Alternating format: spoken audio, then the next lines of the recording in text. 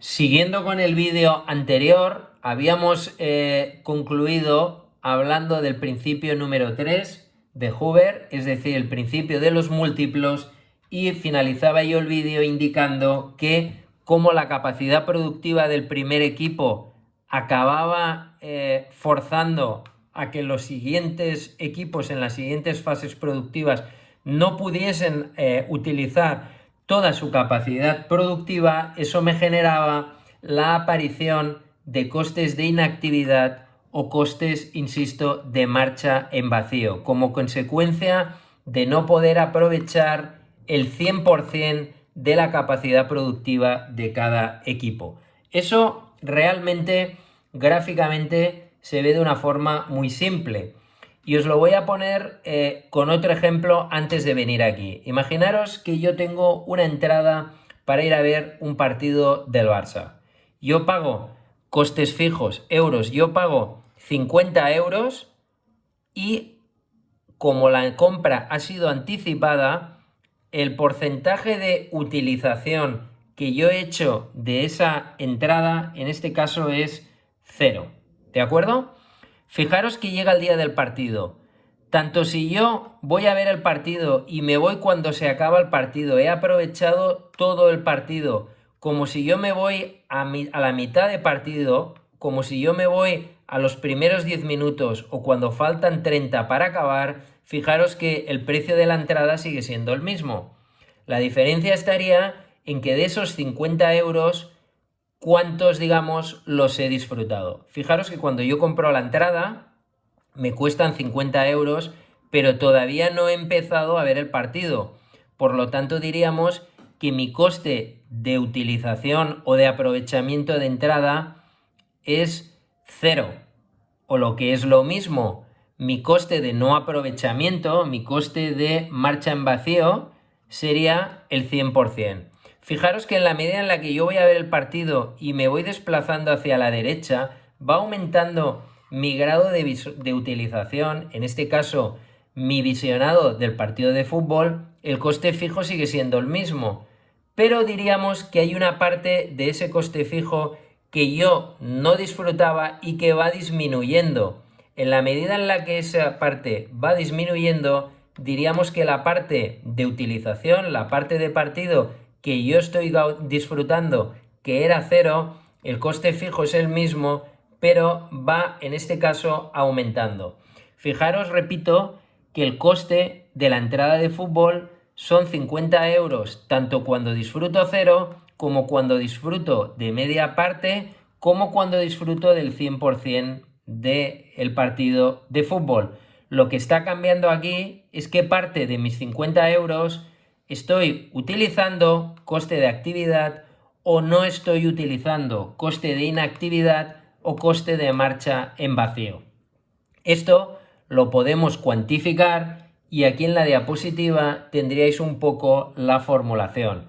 Fijaros que lo que yo voy a hacer es distribuir mi coste fijo, si esto es el coste total, acordaros, todo esto es el coste fijo y todo esto iría aumentando, es el coste variable, en función de que yo vaya produciendo más. Por lo tanto, lo que yo voy a hacer si quiero calcular el coste de marcha en vacío no es otra cosa que el coste fijo aplicarle una proporción. Y la proporción en este caso será el volumen de producción máximo menos el volumen o capacidad de producción real, es decir, la que yo estoy utilizando en ese momento, y todo eso dividido entre la capacidad máxima.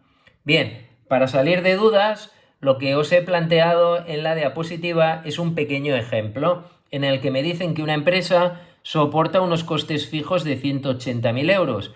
Su capacidad productiva, es decir, lo que puede llegar a producir como máximo, son 500.000 unidades. Pero me piden cuál es el coste de marcha en vacío, asumiendo que en ese momento la producción que está desarrollando es inferior. Esto podría darse el caso, por ejemplo, pues porque hay una época en la que sabe que no va a vender todo lo que va a producir y para empezar a gastar dinero produciendo y luego tener que dejar ese producto en una estantería, la empresa es partidaria de no producir. Es decir, baja su producción y por lo tanto en lugar, a pesar de tener la capacidad de producir 500 unidades, únicamente está produciendo 450.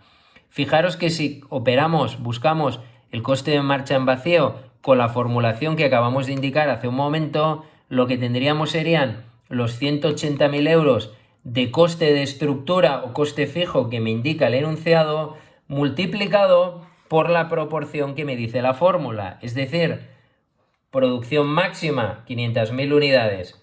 Producción real, la producción que estoy utilizando, 450.000. Si eso lo divido entre 500.000, eso me da 18.000 euros. En otras palabras, mis costes fijos son 180.000 euros, pero de esos 180.000 hay 18.000 que, insisto, estoy soportando el coste, pero no lo estoy aprovechando. Pensar en la entrada del fútbol que os comentaba antes.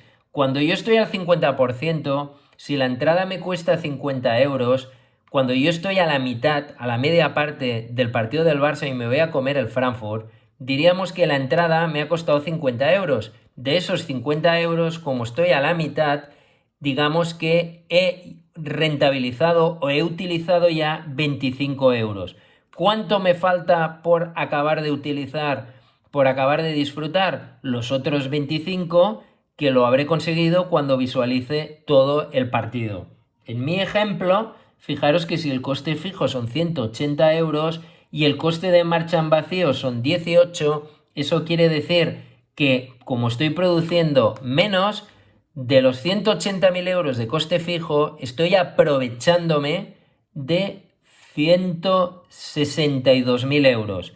La diferencia entre los 180.000 y los 162.000 que acabo de comentar serían los 18.000 que acabamos de buscar y es el coste de marcha en vacío. Ya para finalizar, fijaros que el coste de marcha en vacío que hemos obtenido también se puede operar, también se puede calcular como dato unitario. Para eso, como ya hemos hecho muchas veces, lo único que hay que hacer es dividir el coste total, en este caso coste de marcha en vacío, entre la cantidad real. Cuidado, cantidad real, la que estoy utilizando.